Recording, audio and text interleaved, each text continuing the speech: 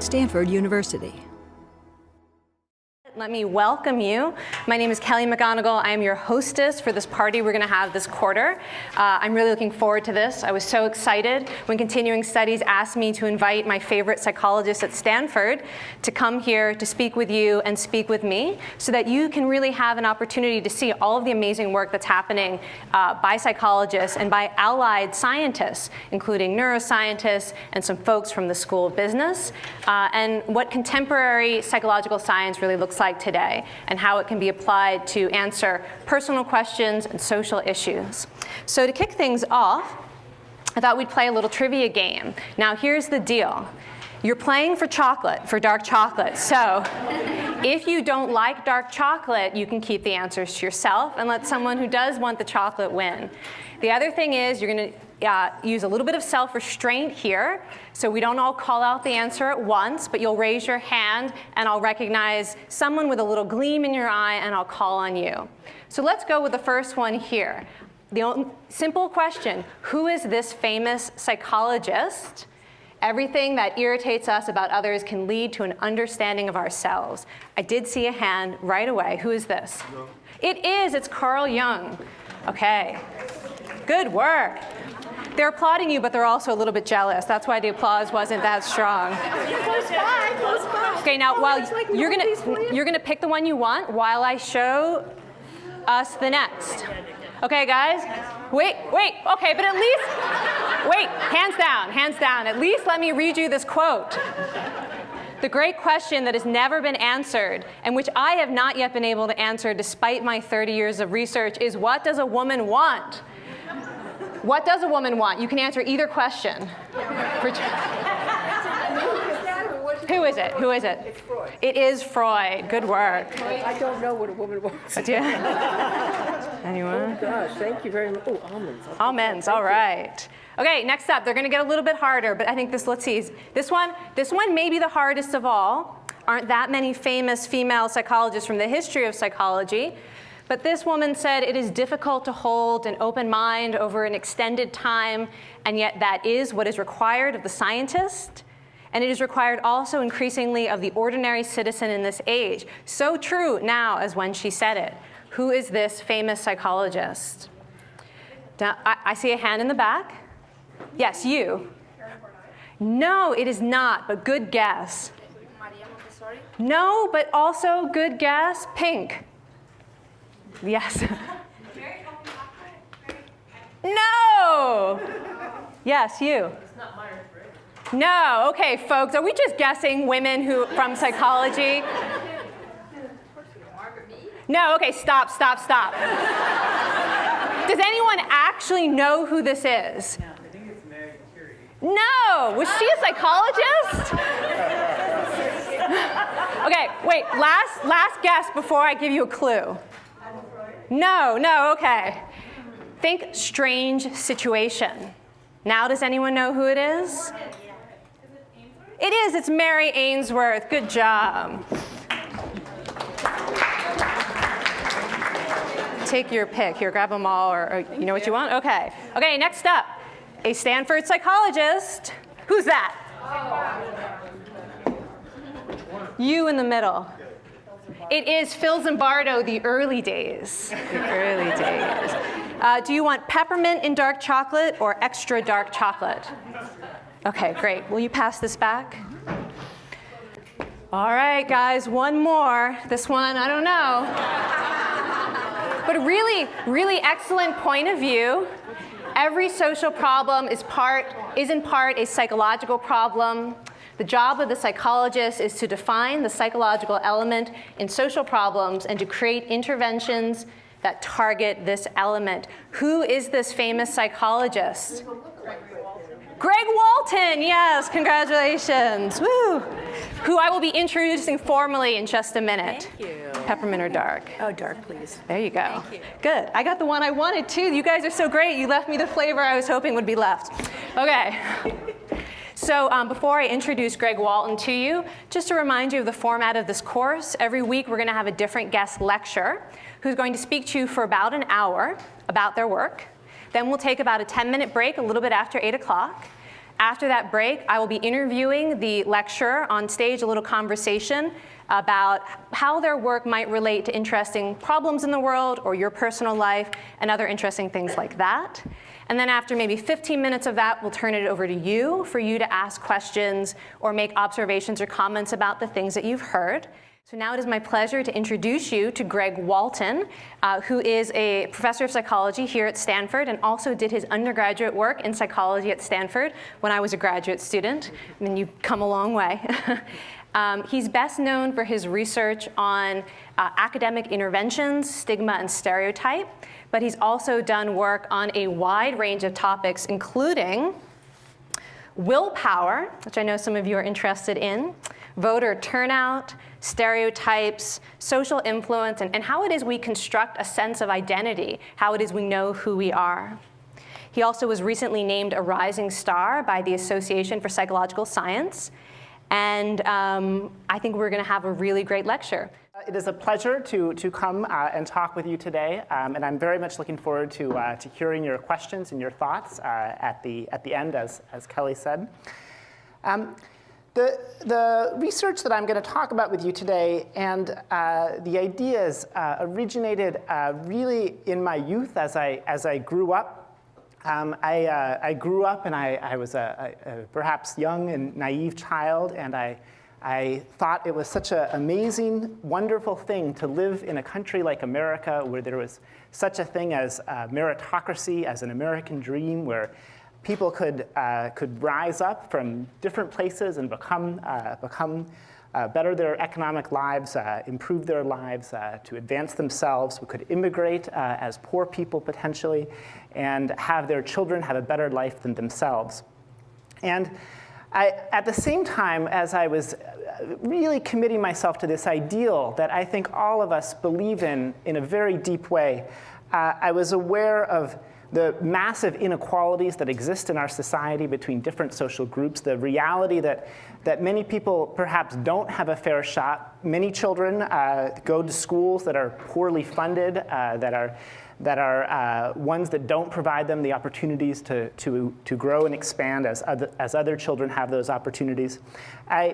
I was particularly troubled by inequalities that arose along racial and ethnic lines. It seemed particularly an injustice, a social injustice, that some people in our society, because of their ethnic or racial background, had worse outcomes than others.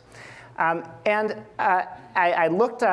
became aware, for example, of data like this. So what we're looking at right here is reading scores. These are reading scores among white youth. These are 17-year-olds and these are 13-year-olds. This is the National Assessment of Education Progress, our so-called nation's report card. And what you see here simply is that kids learn from age 13 to 17. But then if you break this down along racial lines, here's African Americans, 17-year-olds and 13-year-olds, and you see that Black 17-year-olds are on average reading at the level of white 13-year-olds, a 4-year gap in the teenage years, in years when kids should have these opportunities. I find this deeply troubling. A second thing that I find deeply troubling here is that the gap has, not really changed. We're looking over data since 1971. Our country has gone through great changes since 1971, and yet here in 2008, the gap remains similar. We can look as well at Latinos, Hispanic youth, and we see a very similar outcome. Now, and just to underscore the way in which our society has changed in particular, there's big education policy changes that have happened in this period. We had in 1965 the beginning of real strong federal role in K through 12 education through the ESEA Act, as well as through Head Start. These are undoubtedly important programs, and yet the achievement gap remains. In 2002, we had a bipartisan bill that passed and that President Bush signed, the No Child Left Behind Act, that is now being modified, and yet the gap, this has drawn increasing attention to gaps of all sorts between different students, including racial and ethnic achievement gaps, and yet these gaps remain. Now, As a child, who grew up simultaneously with this belief in this ideal, this dream, this American dream, of opportunity, and an emerging awareness of the persistence of inequality, I became very, very depressed, I think. And I became depressed because it seemed like, it really seemed like to my sort of young eyes that the only way you could make meaningful progress in solving a problem like this was really to eradicate poverty. That really these racial and ethnic disparities occurred because there's profound inequality in economic opportunities. Schools are funded in ways that are not equal. Teachers are paid in unequal ways. We have incentivized teachers to teach in the well-off schools that might more often than not have fewer minority children. And then I encountered psychological research. And in learning about social psychology, I saw a new way of thinking about problems like the achievement gap, a new way that I think has great promise. So this idea of a psychological approach to this problem, a psychological approach to achievement gaps, begins with a couple of observations about the nature of the achievement gap that are curious. So one is it's true that poverty matters. Kids who come from poorer families with fewer books at home when they're young definitely have a disadvantage. They do worse in school. But nonetheless, at every income level, we still see race differences in achievement. If you compare the children of black doctors and the children of white doctors, and you look at how they do on a test like the SAT, you see a reliable gap. You see the white kids getting better SAT scores than the black kids. Now, why is that? When you might think, well, it might be something to do with preparation, prior ability. It might have something to do with maybe the worst schools, maybe racial discrimination in the schools that these kids went to. And these things matter too. The kids who are better prepared, kids who come to college with better preparation, for example, get better grades in college. But still, at every level of prior preparation, for example, at every level of SAT score, race difference exists in subsequent achievement. If you compare students at a school like Stanford who are white and black and have the same prior track records, same SAT scores, same GPAs in high school, you still see emerging in college, or perhaps re-emerging, a race difference in GPA. So what is going on here? So what social psychologists have done in investigating this problem is to really zero in on the psychology of students and the psychology of students that can result in specific local education contexts. To make that, I know that wasn't very clear, but to make that a little bit more clear, what this suggests here, this clicker is not really working. What this suggests here is that even when you take the same kids who have the same prior preparation, the same qualifications for college, and they come into a college environment, there's something in that college environment that's doing something that's causing that race difference to reemerge. There's something in that environment that's not equitable, that's not the same for different students, that's allowing some students to perform better than other students. So this is where we get to psychology and how psychology matters. And thinking about psychology can give us new tools to reduce achievement gaps. It gives a new way to understand the origins of achievement gaps and new tools to combat them. This is particularly what this means is to think about what is it like to be a student in class, or what is it like to be a student who's taking a standardized test. If you're sitting in the third row and you're surrounded by your classmates and you're looking up at your teacher, what does that feel like? What is that experienced as? And how might that be different, potentially, for different students? This research has emphasized the press of social stereotypes, the pervasive stereotypes that exist in our society that say that some people are smarter than other people, that say that white people, maybe Asian people, are smarter than racial minorities, than African Americans, Latinos. These stereotypes have effects on people. They have effects on people's experiences in education settings, and they have effects on how well people ultimately perform. This idea, this notion of the press of stereotypes, the press of disadvantage, can find its expression potentially as well in another major social problem we see, and that is the problem of pervasive inequality in health outcomes between African Americans and white Americans, between Latino Americans, white Americans. This was a story in the Yale Alumni Magazine this past May and April. This is civil rights attorney Clyde Murphy. Clyde Murphy was a very prominent and successful civil rights attorney. He argued successfully civil rights cases before the Supreme Court. He was a member of the Yale class of 1970. He was born in 1948, and he died in August 17, 2010, last year, at the age of 62, of a pulmonary embolism. If you look at the data from the Yale class of 1970, they represented 3% of the class. And if you look at who is now deceased, they represent 11% of the deaths to date. And many of these men, these are men almost exclusively, are dying of things that are stress or stress-related sort of broadly, things like heart disease. And this is undoubtedly a great tragedy. And it's one where perhaps, again, by stopping a moment to think about what it is like to be a person in a setting, what is it like to be a person in a setting where other people may view you with suspicion, where other people may perhaps begin by assuming negative things about you or your group. What is that like? What does that do to a person? What does that do to a person's performance and achievement? And what does that do to a person's health over a period of time? So social psychological research, so this, I was just ahead of myself there. So I want to sort of try to bring this home for you a little bit and think about what my experience might be like on a cross-country road trip, what it might be like to go into a setting and experience a stereotype that's targeted at me. So I live in the Bay Area. The Bay Area is a liberal place. I am a professor, a position that is stereotyped in our society as sort of liberal and kind of weak and whatnot. So suppose I'm driving cross country. I'm somewhere in the middle of the conservative Badlands somewhere, and I see this biker bar, and I think, man, I am hungry. I need to stop. I need to go in.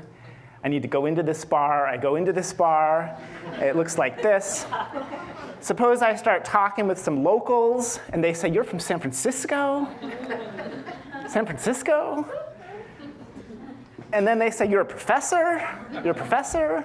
Now, what might be going through my mind? I might think, what are these people going to think of me? Are they going to think well of me? Are they going to think badly of me? If I do something stupid, are they going to think I'm an idiot? If I do something stupid, are they going to think that liberals and professors and people from San Francisco are idiots? What if they challenge me to a game of darts? Say there's a dartboard in the bar, and they say, hey, why don't we play darts? Hey, why don't you go first? Right? Am I likely to hit the dartboard? Or this is to take our story to Texas. This is a story that was a real story, a true story. We have a PhD student who's graduating very soon. He's originally from Texas. He's a Texan. And he's going back soon to Texas to take an academic job at UT Austin. He went home this summer to Texas to go to a wedding. A friend of his from college was getting married. And the pre-wedding event was skeet shooting outside of Austin somewhere, up in the hills, somebody's ranch or something. And apparently, I didn't know this, but apparently there's a belief in Texas, a sort of gospel of faith that you're a Texan, if you're born and raised in Texas, but you leave, it's kind of like cell by cell you get replaced, and you sort of become no longer a Texan. And so he's there at this skeet shooting event, and they've organized into teams, and he's on a team, and he's going to shoot first, and he has to shoot at these things, right? And they all start ragging on him, and they say, "Hey, California boy, bet you can't shoot, California boy." So what's that like? You're standing there, and it's not just that they're saying that you can't shoot. They're saying, you non-Texan, you California boy. They're putting this stereotype on him in this category that he belongs. He's suddenly not a person anymore. He's just a group token, a token member of a group. And when he shoots, do you think he can even hit the sky? I mean, I don't think I could hit the sky at that point, just like I couldn't hit the dartboard if I was in the biker bar. So we can all think of stereotypes that apply to ourselves, groups that we belong to, our geographic group, our gender group, our racial ethnic group, our religious affiliation, our professional group memberships.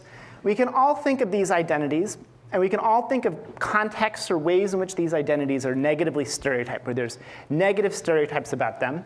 And we can imagine ourselves in situations where these stereotypes come alive, where we feel that press, we feel that push on ourselves, we feel subjected to it, we feel reduced to it. All our doctoral student is in this moment is the California boy. He's lost his individual identity. He's nobody else. He's just the California boy, and California boys probably can't shoot. So we can feel what that's like.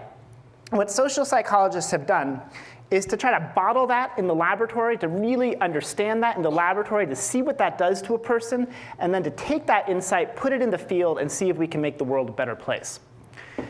To bring it back to racial stereotypes, this is Rodney Ellis, who's a state senator from Texas, coincidentally, who talked about the experience of racial stereotypes about intelligence. I knew I was just as intelligent as everyone else. For some reason, I didn't score well on tests. Maybe I was just nervous. There's a lot of pressure on you, knowing that if you fail your race. Our own Claude Steele, the dean of the education school and a longtime professor in the psychology department, has termed this stereotype threat. And stereotype threat is defined as the fear of being judged or treated stereotypically, the worry that a negative stereotype might be true of the self, or that others might think it so. That if you miss that dartboard, if you can't shoot well, suddenly people might think that stereotype is true.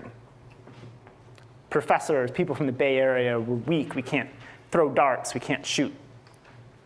And this can cause anxiety and distraction. It can undermine achievement. And I just want to return to the point, because we are going to be talking a lot about stereotypes that racial and ethnic minorities face, but I want to really make clear that this is something we all feel, we all experience in situations in which some group that we belong to is targeted by a stereotype. Some context that we're in where a stereotype about a group we belong to comes to the fore. So in early research in the 1990s, Claude Steele and Joshua Aronson, who's at NYU, decided to test whether you could reduce stereotype threat, and if this would potentially improve the performance of students who are negatively stereotyped in an intellectual context. I just want to sort of bring us back a little bit to this context. This is a radical hypothesis. This is the hypothesis that you could actually raise people's academic performance just by changing the psychological context they're in when they take the test. And when I was a kid and I was starting to think about these things, I thought, wow, I thought it was all about poverty. I thought poverty was really the be-all and end-all determinant. And could something like psychology, just how you represent a test potentially, have an effect? This was their hypothesis. They took Stanford undergraduates and they had them take a very difficult GRE verbal test. They manipulated the relevance of the stereotype. So they had some people take the test in a context in which the stereotype was relevant and could be used to interpret their performance, and other people took the test where it was not relevant. So for some people, they were told that this test is diagnostic of verbal skills. This is going to evaluate your verbal ability. They didn't have to say the word stereotype, but they assumed that would cause the stereotype to come to mind, this worry that potentially if you were to perform poorly, it might confirm this view that maybe African Americans have worse verbal skills than others. The rest of the students took the test, and it was just described as a laboratory exercise. This is a psychology study. We're interested in puzzle solving, so we're gonna do this laboratory exercise. Okay, so here's the results. If you look at the performance in the diagnostic test, you see this whopping race gap. Black students performed a lot worse than white students. And if you look at it on the non-diagnostic puzzle, the race gap is entirely eliminated. So then they thought, well, how subtle is this? How far can you go? So in the next study, they manipulated whether people were asked to indicate their race before they took the test, or they were asked to indicate their race after the test. Now, if you're asked, okay, you're going to do this thing, and first we want to just ask you some information about yourself, please check off your race. It's logical to conclude that your race is somehow relevant to the next thing that you're going to do, that maybe people might interpret your performance differently depending on your race. So they reasoned, Steele and Aronson, that this might cause stereotype threat, and that's what they found. They found that you got this large race gap in academic performance, again on a verbal GRE test when people were asked to indicate their race. But again, no difference when the race question came after the test. Moving the demographic question to after the test eliminated the race difference. In fact, field research suggests that this could also be an effective strategy to reduce, for example, gender differences on the AP Calculus test. But that's another story. OK, so as I just alluded, this is not just relevant to African Americans or other racial and ethnic groups. This is also relevant to all of us, including women in math. Women face a pervasive stereotype that women have less mathematical skills than men. Steve Spencer, Claude Steele, and Diane Quinn tested this with undergraduates at the University of Michigan. Their participants were women and men who cared deeply about performing well on a math test. They were people who were potentially math majors, the people who you would want to do well on math so they could fill our need for engineers and mathematicians, scientists. The manipulation was a little bit different. Some people were told that this test it yields gender differences, like most math tests. And other people were told, oh, this test is actually a special test. It's specially designed to be gender fair. Men and women perform equally well on it. When people were told that the test yielded gender differences, you get this gigantic effect. Hey, California boy, bet you can't shoot, California boy. It's the same thing as saying, oh, this test yields gender differences. Now, go take this test, young woman.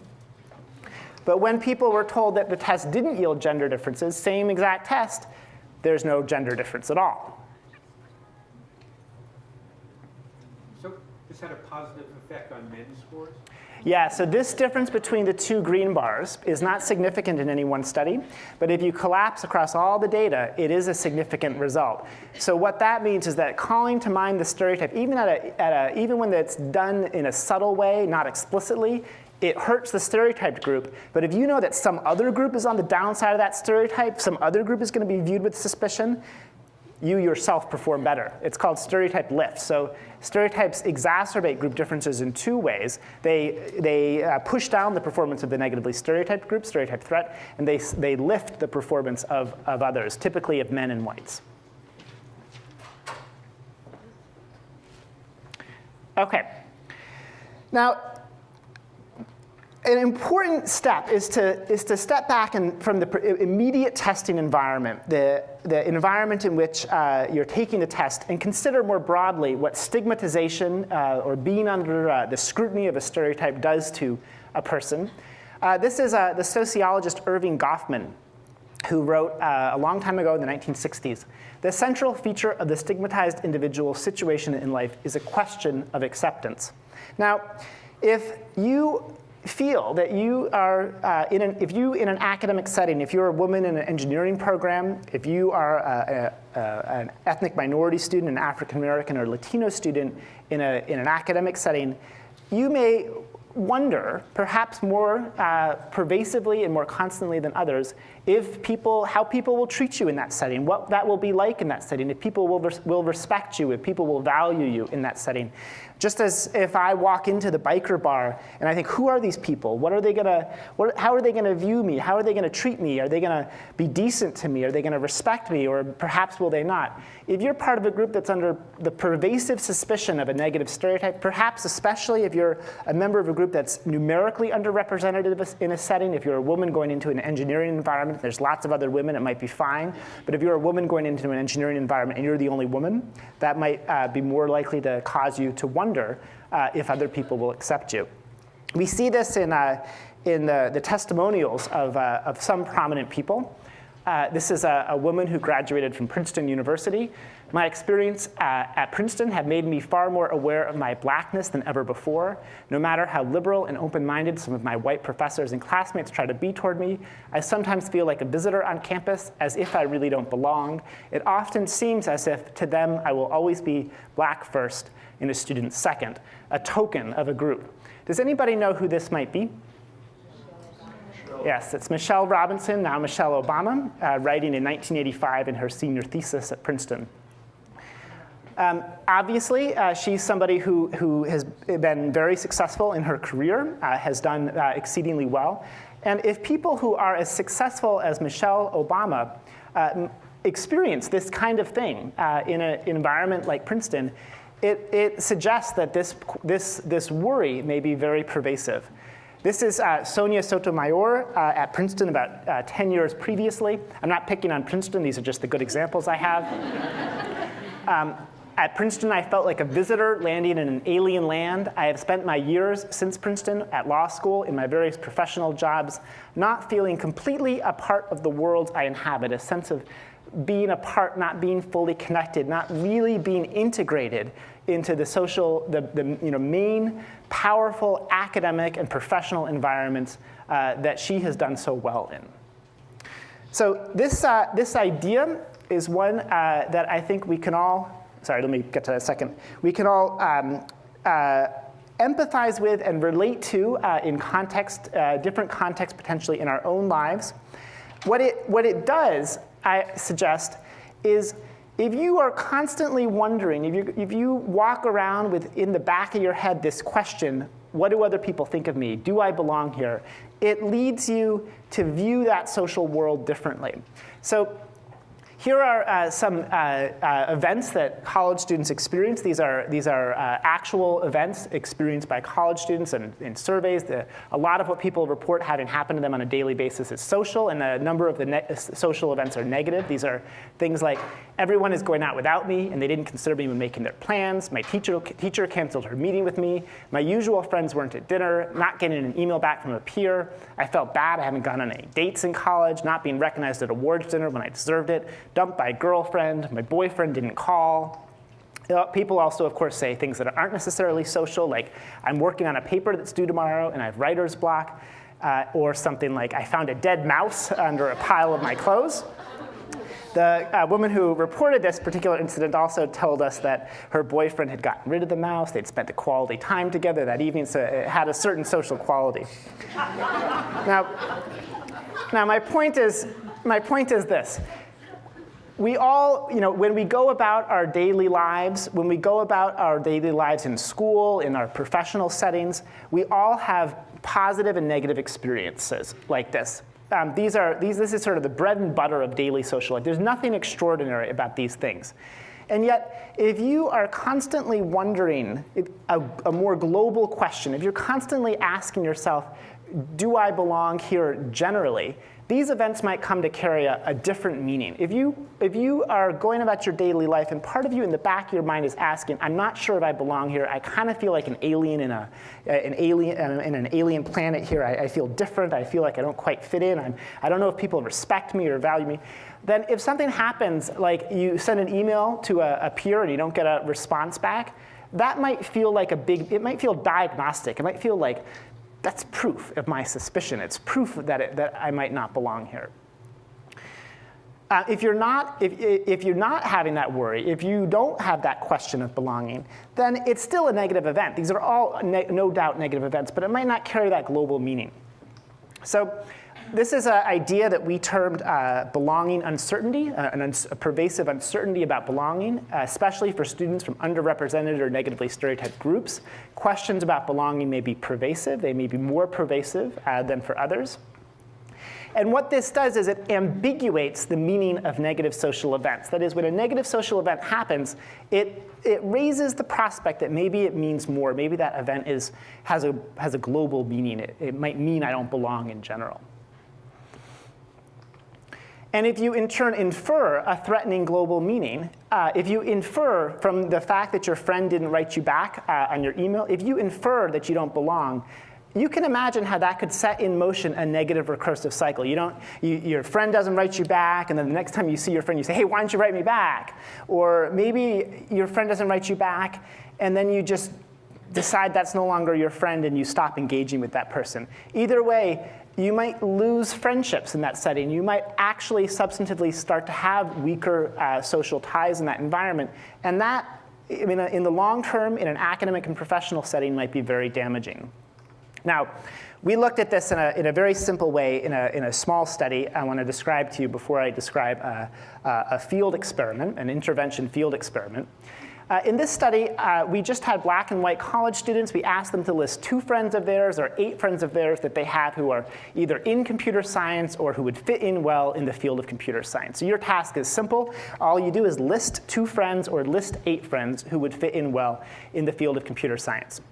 The question that the study asks of participants is, what does this difficulty listing friends mean? So for all of our participants, it was easy to list 2 friends. Everybody had no problem thinking of a couple people who would fit in well in computer science. But for everybody, for all of these participants, they didn't really have 8 friends. It was hard to call to mind 8 friends who would fit in well in computer science. What the study tests then is, does it mean anything that you experienced difficulty listing those 8 friends? Does that mean anything? Yes or no? So it turned out for white students, the answer was basically no. Listing 2 friends or listing 8 friends, it didn't matter much. This is their self-assessed potential to succeed in the field. It's on a percentile scale. In both cases, they're saying about 45th percentile, a little bit lower than their classmates in terms of their potential to succeed. For black students, so there's this whopping effect, both when they listed no friends in a control condition we added for them, and when they listed 2 friends, they were pretty optimistic. They felt positive about their prospects for success in computer science. But when they had been asked to list 8 friends, and they experienced that difficulty seemed to mean that they didn't belong. It's a small thing, a subtle thing, but it seemed to be answering the question they had, do I belong in this field? And it seemed to answer that question in the negative. And not only that, it wasn't just that it seemed as though it doesn't belong for me. It also, we also found that it seemed that difficulty of listing 8 friends seemed to mean that my group doesn't belong here either. So this is a measure of the cognitive activation of race, how accessible were racial constructs. For white students, they were not very accessible.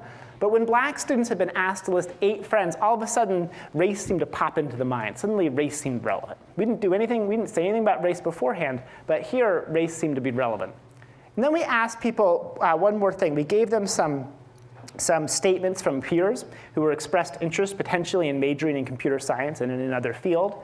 And we asked people to write a note, a peer feedback note to the student, either suggesting that they pursue computer science or not.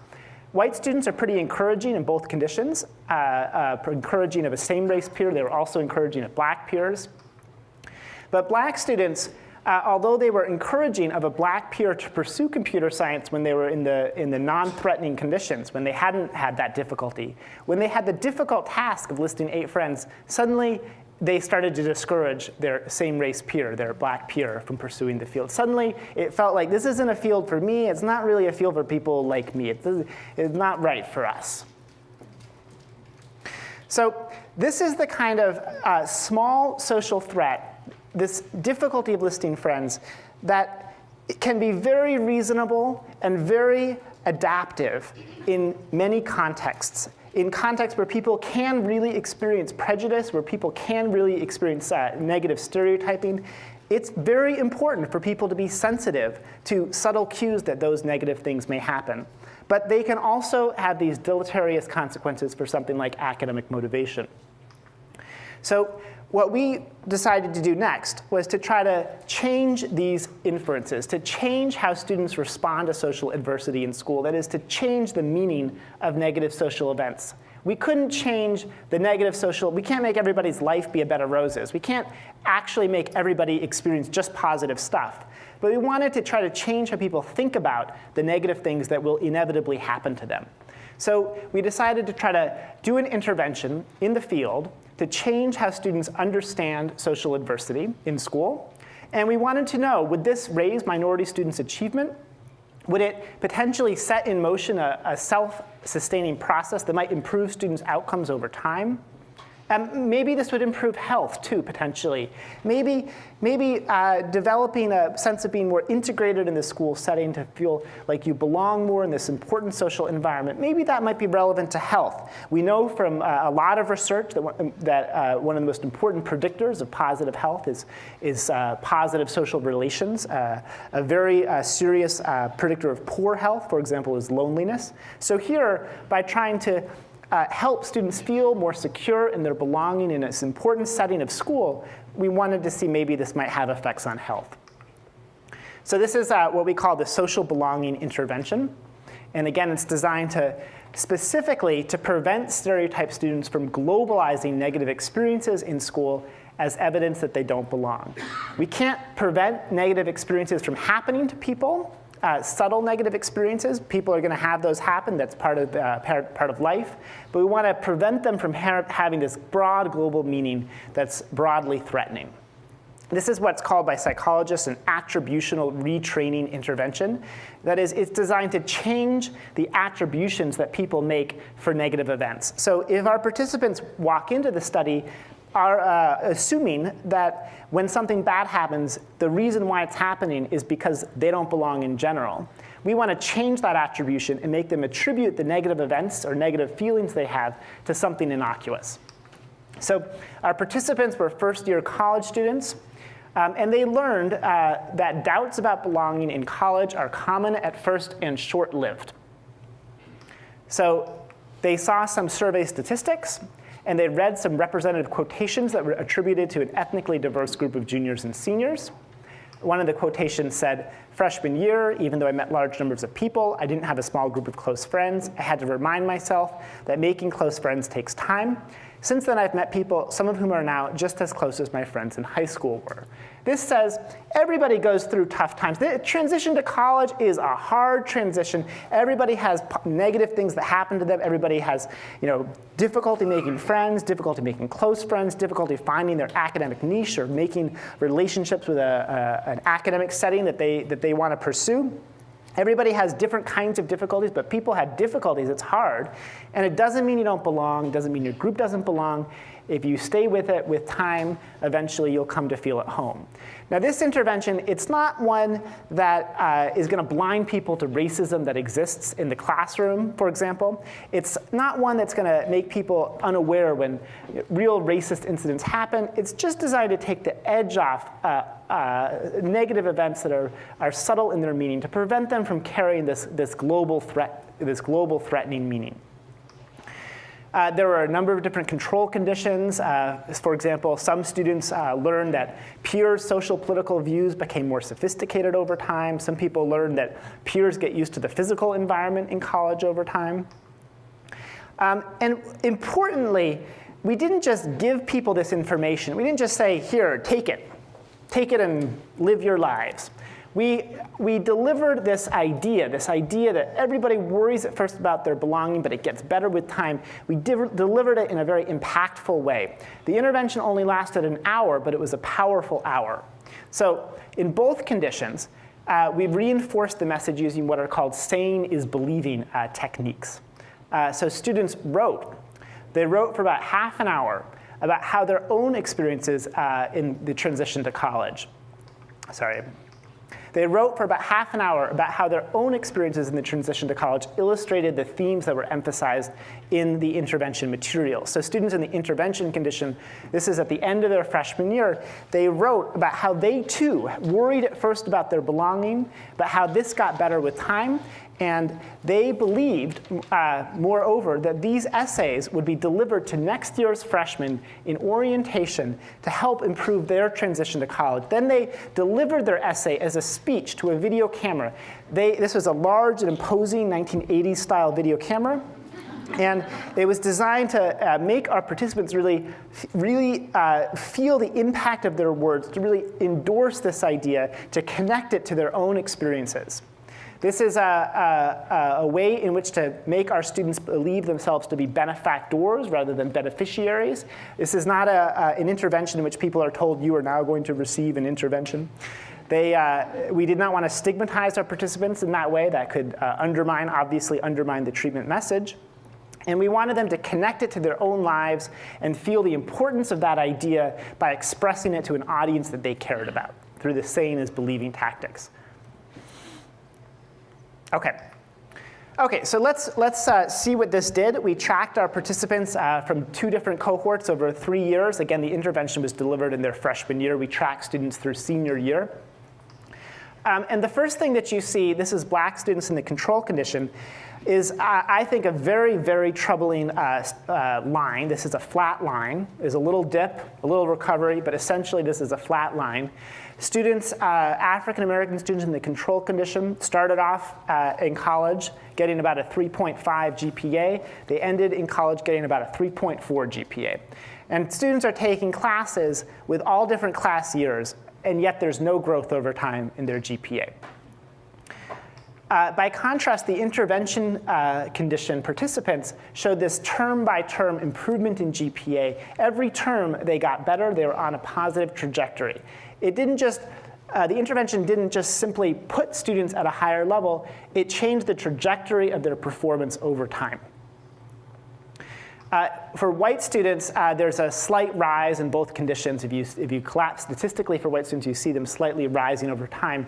But there's no treatment effect, because for white students, the intervention is not addressing a worry that's pervasively on their minds. They don't have to deal with the possibility that other people might not like them, that they might not belong by virtue of their racial identity. It's just not simply a problem that they have to contend with.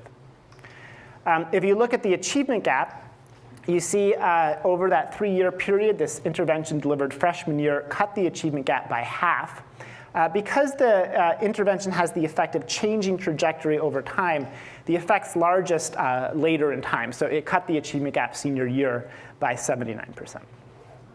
So this is very encouraging, because it suggests, for example, that by understanding the psychological dynamics that people go through for very reasonable and, when we stop to think about it, perhaps very predictable reasons, we can do things that can have real effects on this pervasive social problem.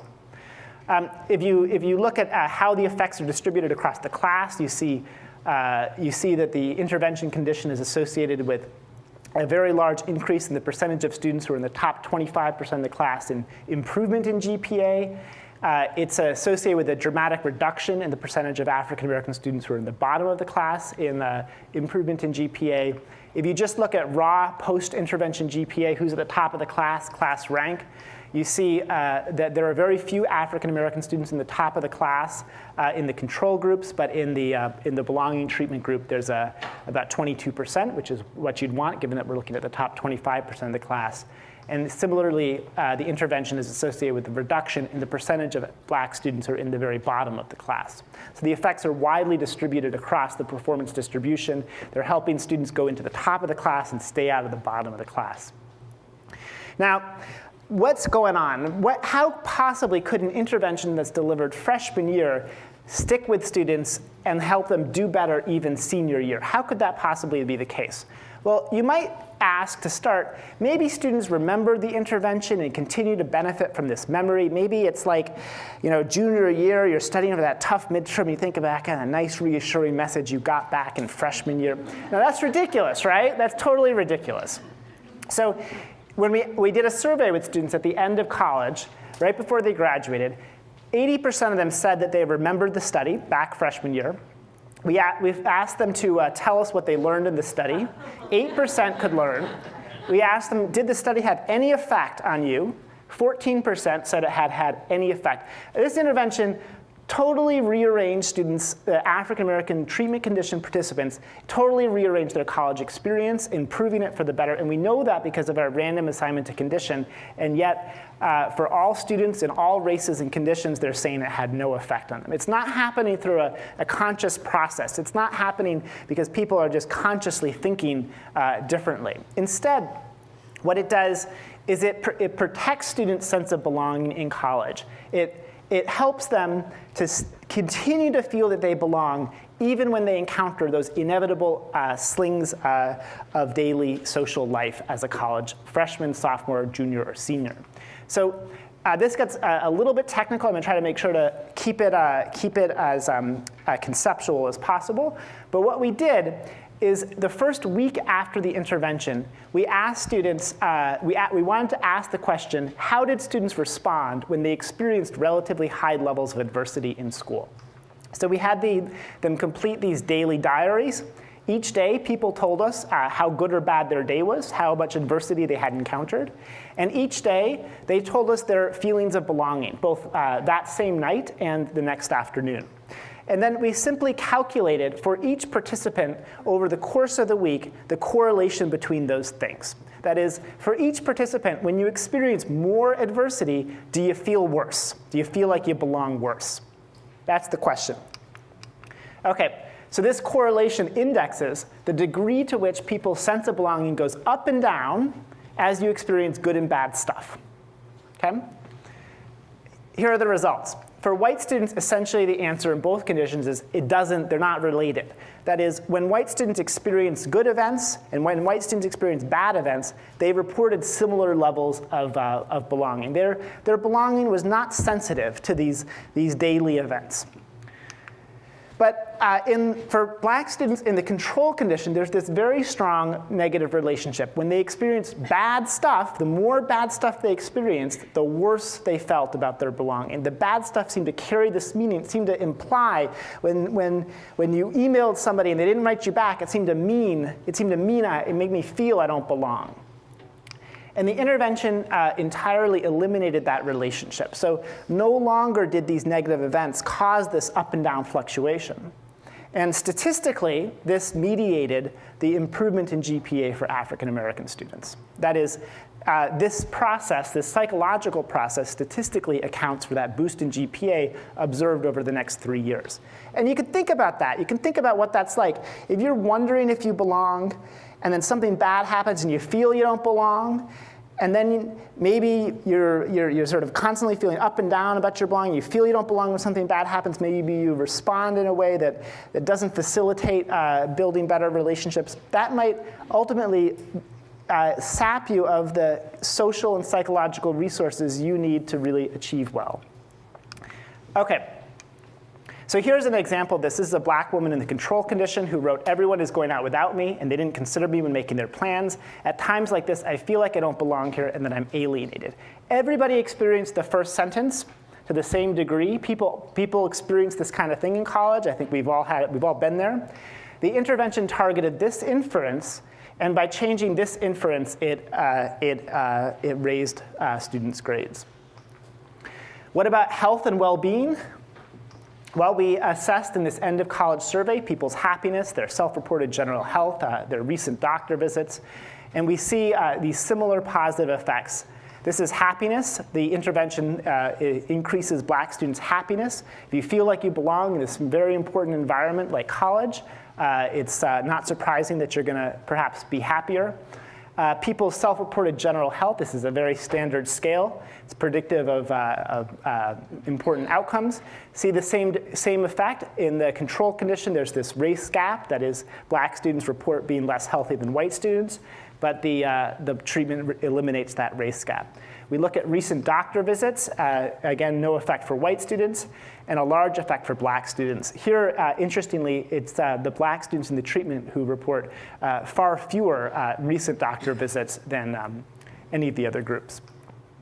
So let's step back and think. Imagine, what if we could get effective psychological interventions like this to students everywhere? This isn't the only psychological intervention that can reduce racial disparities in academic achievement and over long periods of time. There are several others. Imagine if we could get interventions like this to students everywhere. Could we reduce the achievement gap on a national scale? Could we have a meaningful impact at a large level? Could we increase the number of women in science and technology and engineering? Could we improve the performance of students who are targeted by negative stereotypes everywhere?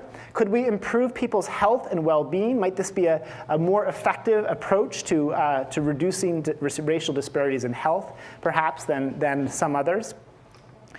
Could we expand economic opportunities? Could we help to make more real the American dream, to make more real the opportunities that all children should have?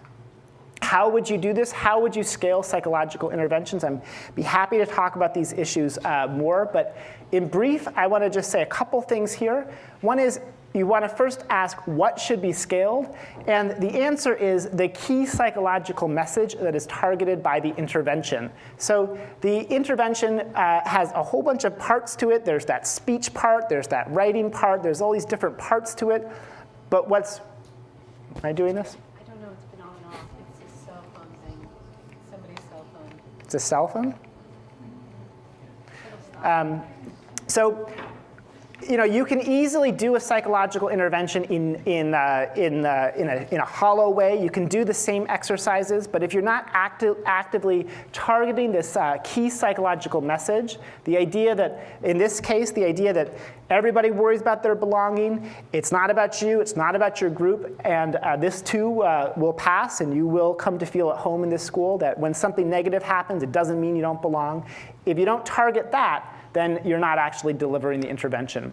How do you deliver psychological interventions to more students? This is work that we are working on now with my collaborators and my students. You can try to train teachers to deliver psychological interventions. This, of course, has the blessing of potentially being delivered by the people who are interacting with kids and have skills to do that. It also has the downside that potentially teachers may not know how to do it or know how to do it well, or perhaps may do it poorly.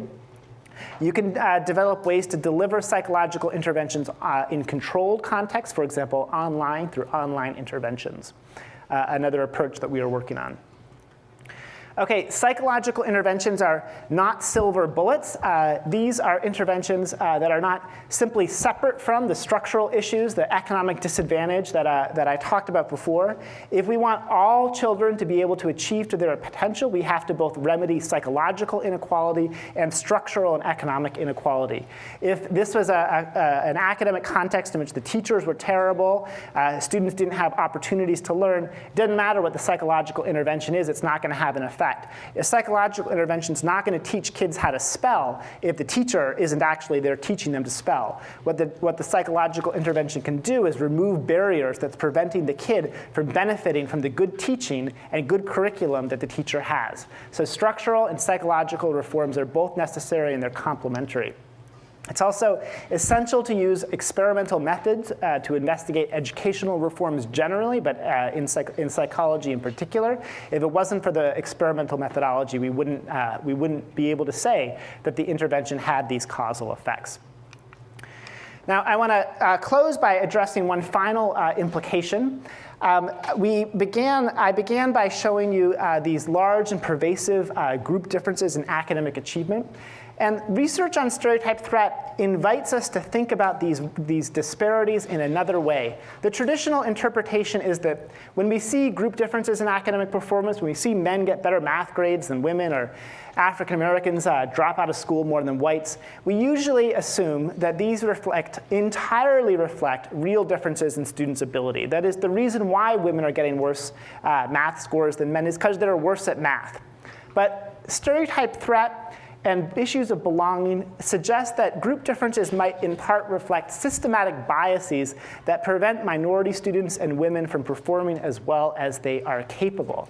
That is, when we look at how well people do on a test like the SAT, or what kind of grades they get, maybe there are systematic biases in these environments that originate from stereotypes that cause people to perform less well than they are capable. It's like a runner who's running into a headwind, a psychological headwind here, and you're running as hard as you can, but you might not be able to perform as well as you could if that headwind were not there.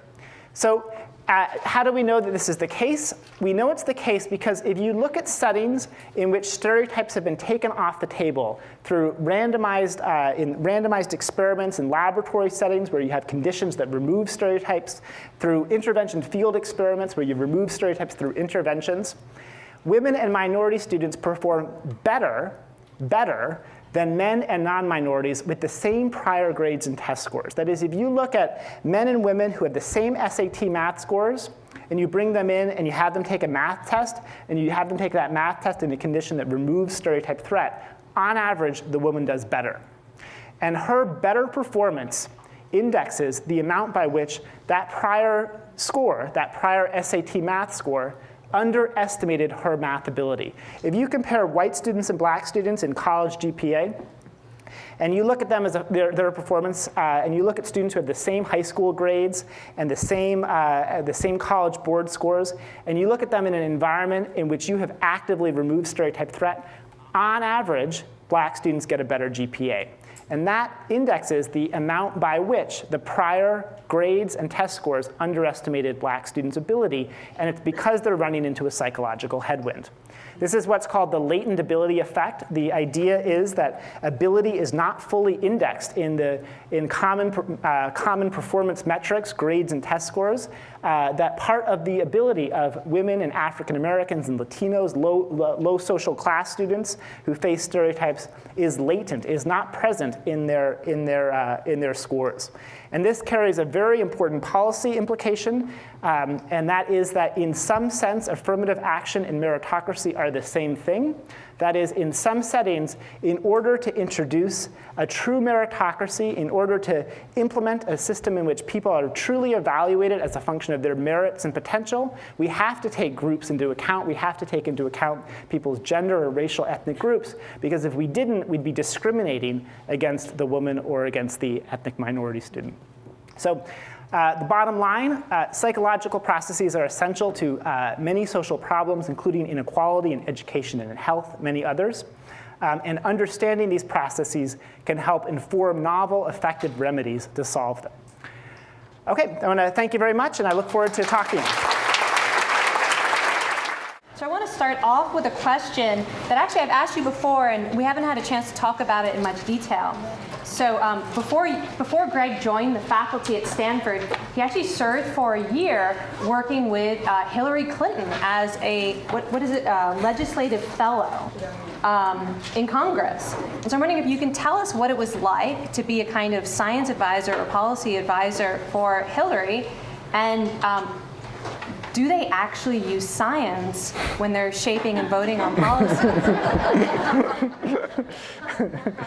Yeah, I'm happy to talk about that. It was a terrific and wonderful experience. I was a legislative fellow on the legislative team, so we handled the team as a whole, handled all legislation for the senator. I was on the children and families team. We called ourselves informally Team Kids, which meant we handled all things related to kids. Yes, science does matter in policy settings.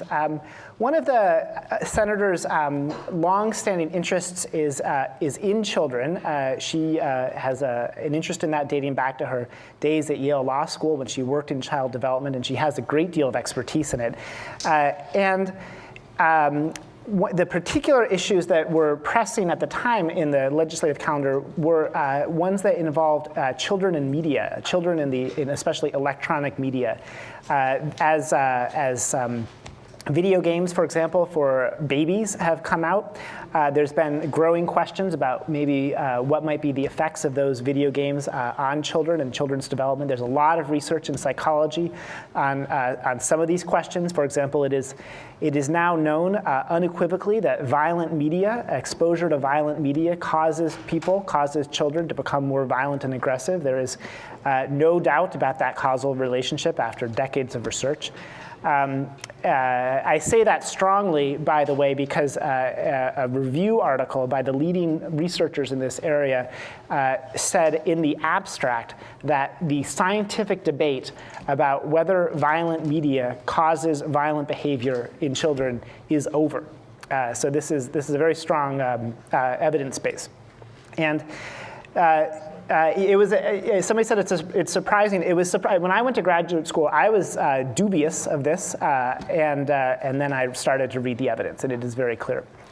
There was a lot of concern about what what video games were doing to children, what so-called educational games, Baby Einstein, which had a lawsuit a few years ago.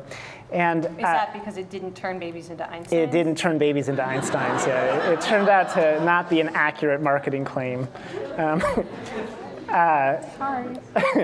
Sorry. So the Senate had a couple of bills, and one of them was a very bipartisan bill. It was called CAMERA. It was a Children and Media Research Advancement Act. And it was a bill that was co-sponsored by the most conservative members of the Senate, including Senator Brownback from Kansas, Senator Santorum from Pennsylvania. Joe Lieberman was on it as well as a moderate, and then Senator Clinton. And what was interesting to me in terms of the intersection of science and that particular policy issue was that this was a bipartisan bill that was very sincerely supported by these 4 members of Congress that ultimately passed Congress and is part of the law today.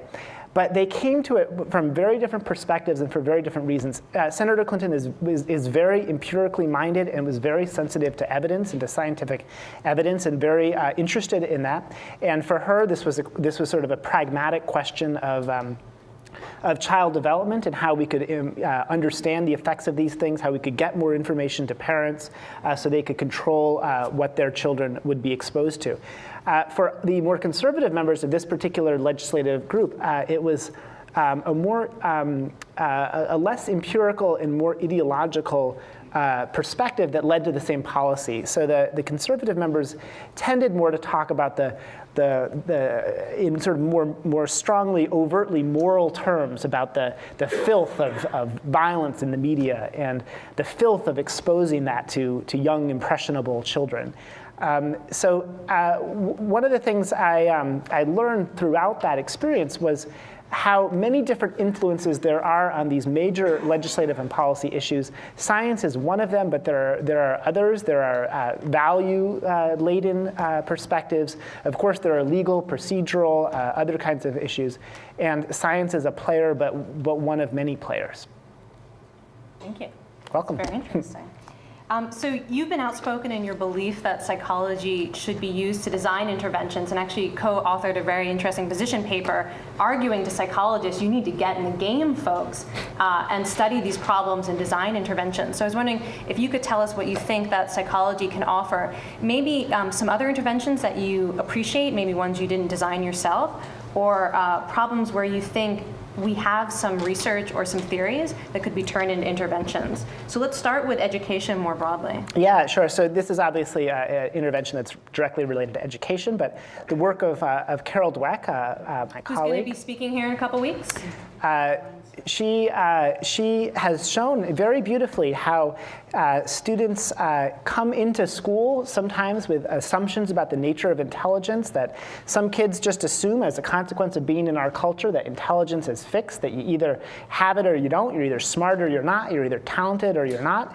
And how students who have these theories can look very similar to other students who believe that intelligence is something you can grow and build in times when everybody's doing well. But when you encounter failure, when something bad happens, when you fail a test, for example, if you believe that that test diagnoses you as not intelligent, then the response is to just give up, to stop trying, because why would you keep trying if you don't have what it takes?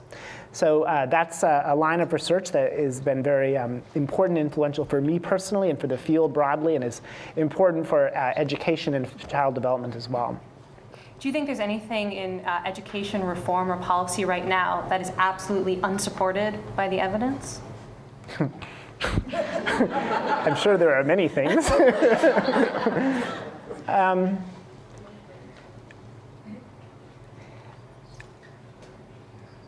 I mean, there.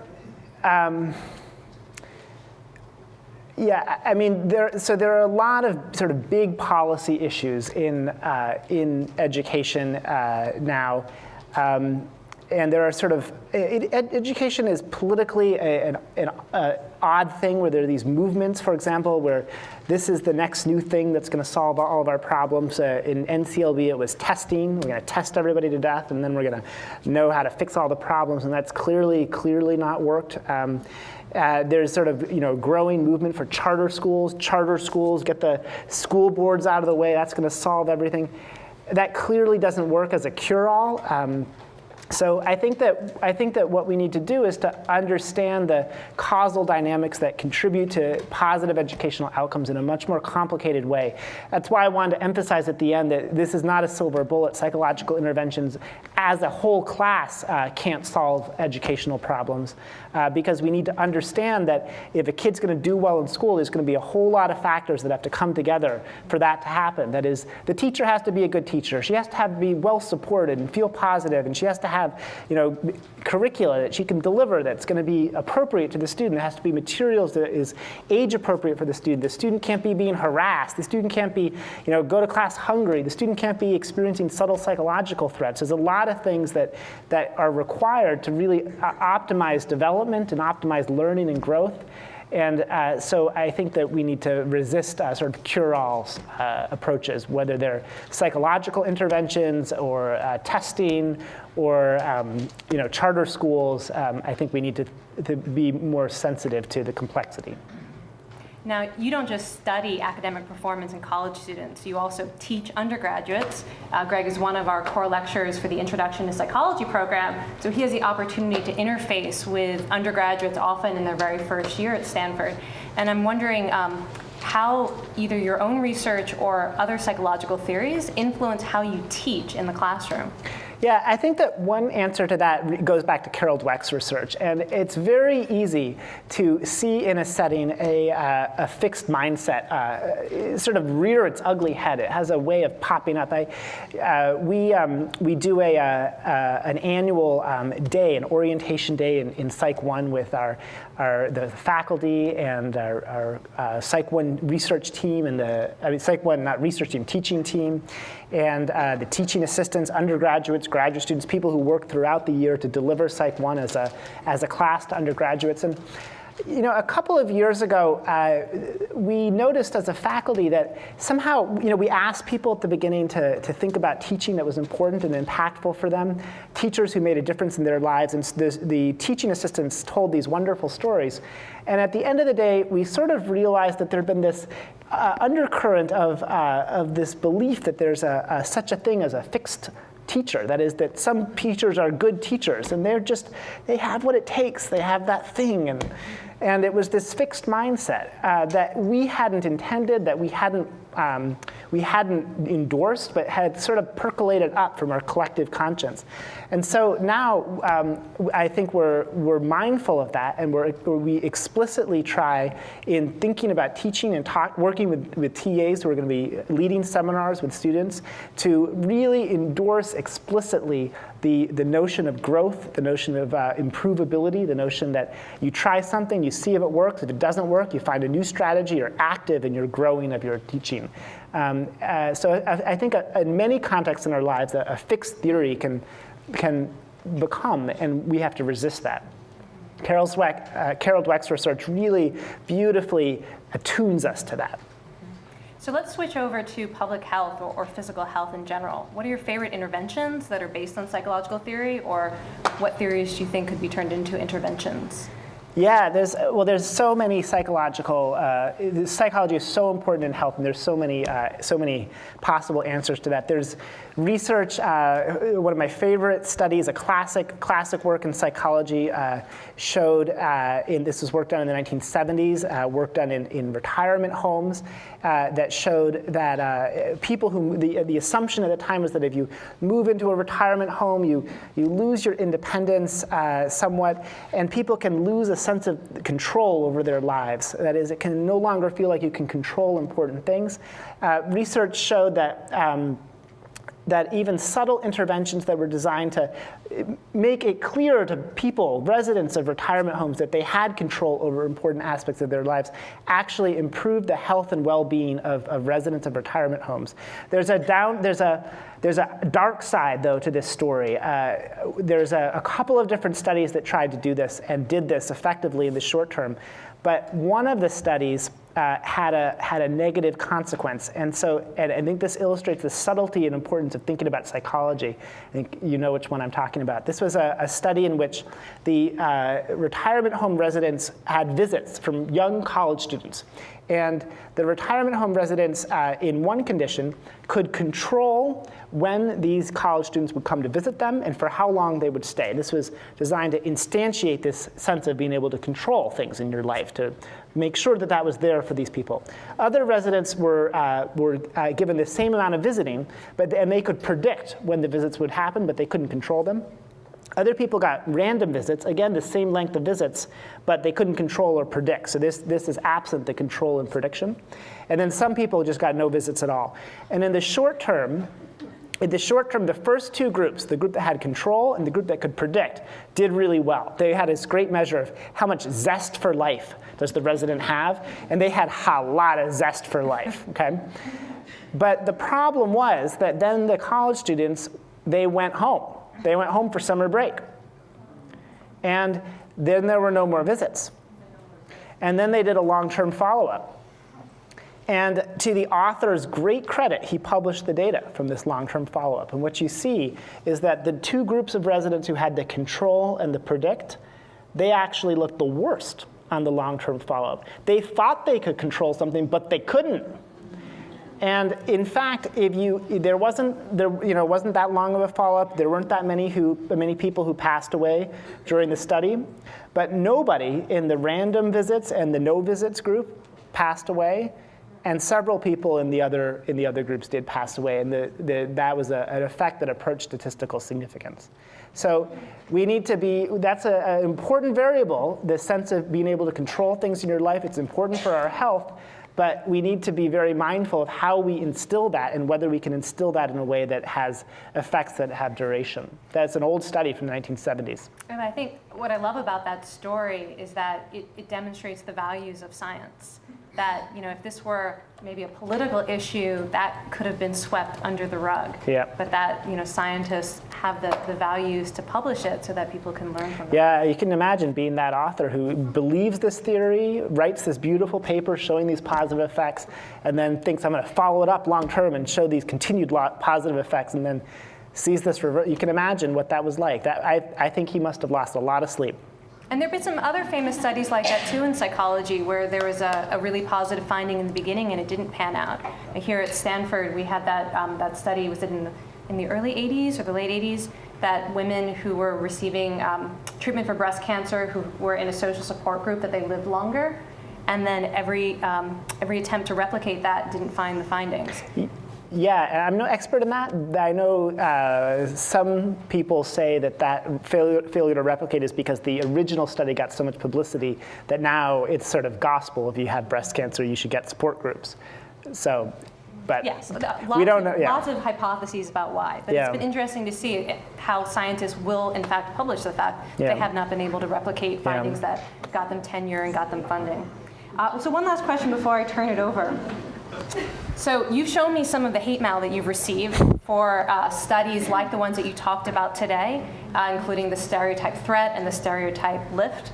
And I was just wondering if you wanted to talk a little bit about why it is that this research is so threatening to people, or what effect that has on you. Yeah. So the research that provokes people the most is the very last stuff that I shared with you, the latent ability stuff, because white people, men primarily, respond to that by thinking that I'm telling them that they're less smart than they thought they were. It's really interesting, it's as though I'm not saying that, first of all, just to, but it's very interesting though. I think that we in some sense carry around these credentials like our SAT score as though it has this long, enduring, deep meaning, and it's a badge of our membership in the smart class and our membership in good society. And the notion that something like a test score is constructed, and it's constructed in a social circumstance, and this circumstance affects how well people perform, and it might be biased to some degree, is one that's very threatening for people. And what we know in psychology is that when an idea or a belief is threatening, when we don't want to believe it, we engage in motivated reasoning. We reason in ways that are motivated to achieve a certain conclusion, and so people can be very resistant. So We're eager to hear your questions. I'm going to turn it over to you. Okay. And we have a question in the front row that actually is a really great question to start us off with. So, and then just pick people, and I'll let you know when we're running out of time. Well, I have lots of other questions now, but I'll go back to the question you mentioned, Kelly, which was you led us down to realize how truly important that hour-long intervention was in the life of these students. I was wondering if you could just go back and tell us a little bit more about that hour. Sure. Yeah. Okay. So people are told this is a study of students' college experiences and attitudes, and they're brought into a psychology laboratory in this particular study. We've done this intervention in a number of contexts. It's not always exactly the same. I'll just tell you the original. They come into the psychology laboratory. They're told we're really trying to understand students' college experiences, what it's like to be a college student, and we've collected some preliminary survey data from upperclassmen. But because you are a freshman who's going through the transition to college right now, you are an expert in these things, and so we're going to want to hear what you have to say and what your experiences have been like. And so then the students read these materials from upperclassmen. They read survey statistics, and they read 9 quotations. And then we say, as you know, it can be very difficult to go into a new situation when you don't know what to expect. It can be very difficult to come to college when you don't know what to expect. So we want to use this to try to help better inform next year's freshmen. So now what we want you to do is we want you to write an essay about why you think people's experiences in college change over time the way they do. Why do people worry at first about their belonging, but come to feel at home in college over time? And please illustrate your essay with examples from your own experience and your transition to college. You can look back on these intervention materials as you wish. And then they have about 25 minutes or so, and they write this essay. These are very moving essays. They're very personal. People don't use their names, but they tell personal stories. Some of them are very funny. One student I remember wrote about how she was a freshman and she came to freshman orientation, and the dean stood up and the dean said, "Our class is so wonderful. We have so many smart people here. We have people who are Olympic athletes. We have people here who are novelists. We have a student who has a book about Russian philosophy." And the participating student thinks, "God, I'm none of those things. You know, who am I, right? Like, this is not my class, right?" And she's writing this essay, though, and then she writes that she ultimately, in her freshman year, she's writing at the end of her freshman year, over the course of her freshman year, she met one of these students, particularly the Russian philosophy book writer. She met him at a party, and after the party, she saw him peeing on a wall outside the party. And she said, "No longer is he intimidating." So it took the power out of it, right? So this was a story that she told that illustrated this feeling, this worries. I don't know what this place is. I don't know if I belong here. But then over time, coming to feel at home in the place, coming to feel it was her school, her environment. So students write the essays, then we say, we think it'd be especially powerful for next year's freshmen if they feel as though an older student is speaking directly to them about their experiences, how their experiences change over time. Would you be so kind as to deliver your essay as a speech to a video camera? And the participants are then given some additional time to revise their essay, prepare for the speech. They come into another room. There's a big video camera. They deliver their speech. That is effectively the entire intervention. In other studies, we have used, we've had people take part in groups.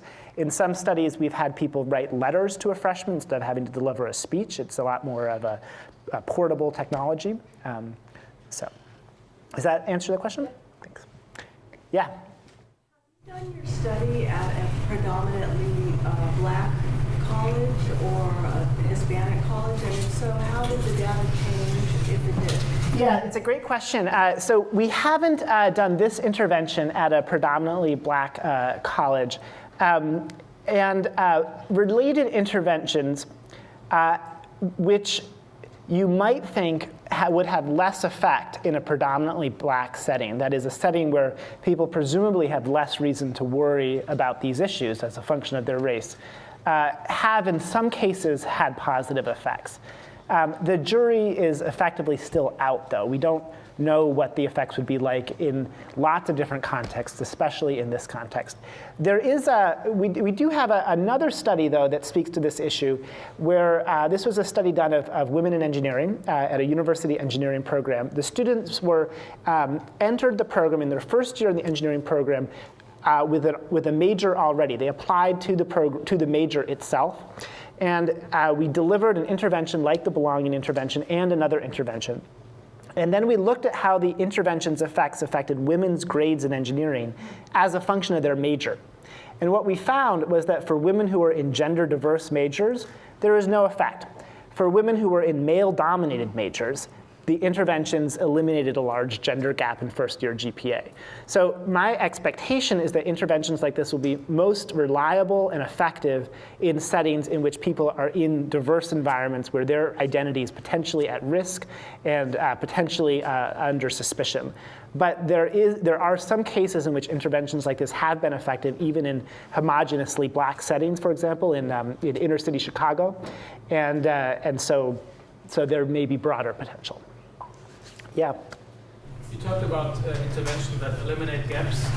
Did you do studies on motivation, on elevating levels of motivation within the student course? Yeah. So is the question, can you do a study on interventions to increase people's motivation?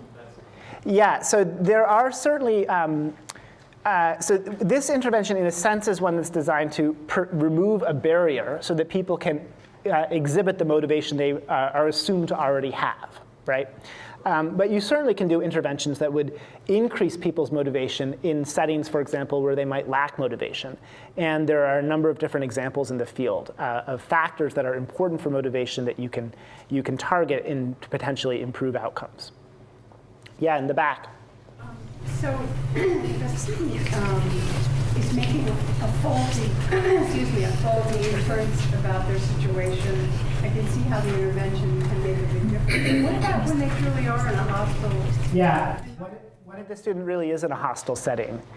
So first of all, I want to answer your question in two parts. First, it's not necessarily the case that students are making an inaccurate inference. I think the problem is that the world is very ambiguous and complicated, and it's not clear. There might not be a sort of single truth or a simple truth.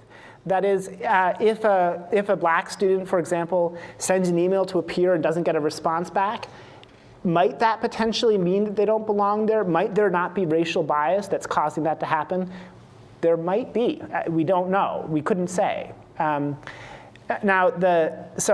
So just to sort of say, I think that the reason why the intervention is effective and the reason why the psychology is so acute is because it's so ambiguous. It's not at all clear what you should be doing or thinking. Now the question is, what do you do in an environment in which it's just actually hostile? And you certainly wouldn't want to do this intervention in that environment. There are other interventions that are designed to help people continue to feel good and feel positive and be able to do well, even despite threats or psychological threats that are directed towards them. And those interventions might be more effective in those settings. It could also be that you say, you know what, this is a crappy place, and the first thing to do is improve this place. So what we're going to do is we're going to try to do things to reduce people's levels of bias. For example, more sexist men interact with women in engineering contexts in sort of flirtatious and dominant ways. They open their legs up, they lean forward, and that causes women to experience threat. And that threat causes women to do badly in engineering. And if you could do an intervention on the men to make the men be less boorish, you could probably improve women's outcomes. Somebody from this side of the room, yeah, in the back? I have a question about this one topic you just touched on called stereotype lifting, which is the flip side. And wondered, a couple of charts indicated there's sort of a leveling or almost a zero-sum effect happening when you remove the lifting. but enhance the performance of the group that's being adversely impacted. Can you talk more about that? Yeah, it's not a zero sum because the stereotype threat effect is about twice as large as the stereotype lift effect. But you're absolutely right that they're working in tandem, so that when you remove the stereotype, so let me just distinguish, first of all, this is in the laboratory research. This is not in the field research. But in the laboratory research, conditions that elicit stereotype threat, for example, for women in math or for African Americans in intelligence settings, or, by the way, for white men in jumping contexts and others, that undermine people's performance. Emotional sensitivity settings, you tell men that a task evaluates their emotional sensitivity, suddenly they can't perform well. That negative effect is about twice as large as the corresponding stereotype lift effect, that is the positive effect for men's math performance, for whites' intellectual ability, for African Americans jumping. So the stereotype is causing inequality in both ways. To remove the stereotype is to improve overall performance because stereotype threat is bigger than stereotype lift. But it's true that in the laboratory you are then hurting the advantaged group. In the field settings, these interventions generally just have no effect on the non-stereotyped group. Yeah. Somewhere in this review, Jäger and Walton, you say it's important the duration of the intervention is if it's too long, it can have a negative effect. Like in the example, when students get reprimanded for abuse of alcohol, if the speech is only 5 minutes, it's more effective than 50 minutes. Can you say a bit more about this timing? Yeah, I mean, there's a sort of thou doth protest too much quality sometimes. You're trying to change people's psychology. You're trying to make them think differently, but you also want them to feel as though the message is not coercive, that they themselves endorse the idea and endorse the intervention message. If you keep beating somebody over the head with believe this, believe this, believe this, even if they kind of wanted to believe it the first time, ultimately they might not want to believe it. So changing people's psychology is sometimes subtle and requires a subtle touch. Greg, one more question? Okay, yeah. Has there been any longitudinal study that as the representation has increased, whether the negative stereotypical impact has reduced? I mean, women in engineering, as the percentage has increased, as the gap increased? Yeah, there's a lot of research that suggests that general pattern, but none of it is obviously experimental, right? Because you're not randomly. I mean, there is experimental laboratory research that shows that people experience stereotype threat when they're, for example, the only person in their group among a large group of others. But and that you can reduce that threat by increasing the diversity of that setting. And then there's a lot of sort of field observational data that suggests that that's true in the field too. But obviously in the field you can't randomly assign people to contexts like that. So.